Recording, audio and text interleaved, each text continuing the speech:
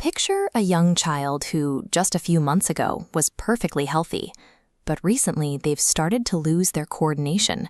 They are developing a strange waddling gait, and slowly their ability to walk is slipping away. Across the hospital, a completely different emergency is unfolding. An adult patient is hemorrhaging.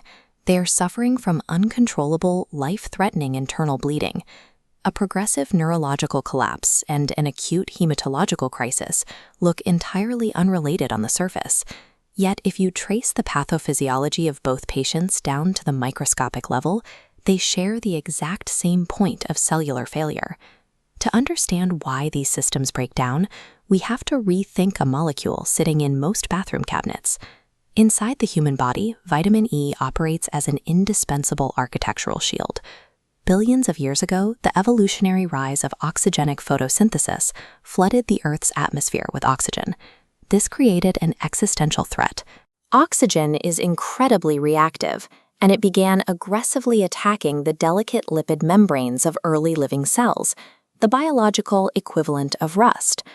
Nature evolved the tocopherol molecule, vitamin E, as a defense.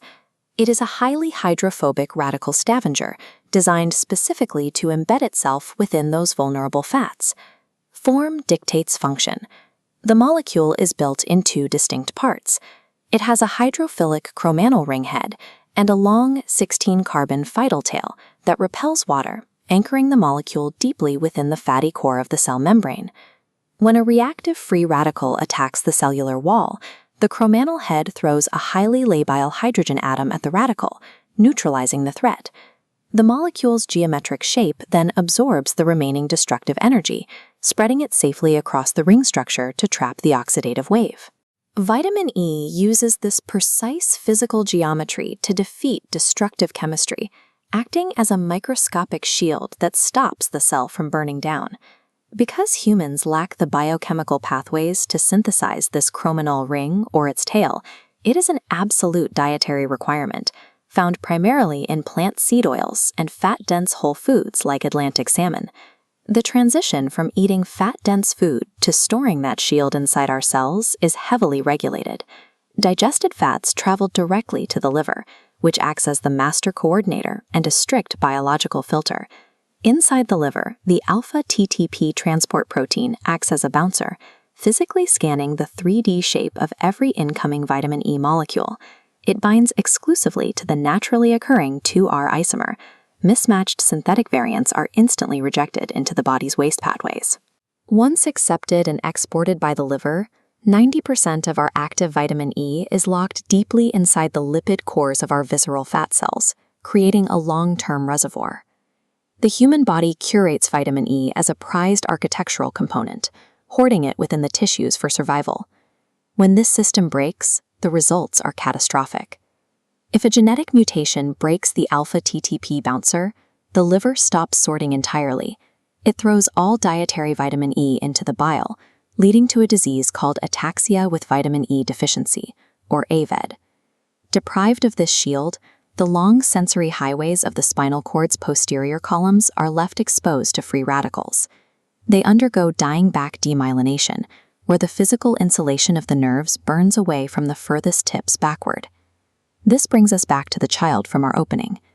As those sensory highways degenerate, the child loses their proprioception, their brain's ability to know where their limbs are in space. This triggers the waddling loss of coordination. A similar vulnerability exists in premature infants.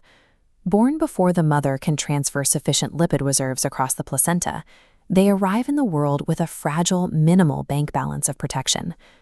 To keep their underdeveloped lungs working, we place them in high oxygen incubators. But reactive oxygen in a system lacking vitamin E oxidizes and ruptures unshielded red blood cells, triggering acute hemolytic anemia. Seeing these physical consequences, many consumers assume that swallowing unregulated megadoses of synthetic supplements will create an invincible cellular shield. Human biology, however, requires strict physical balance.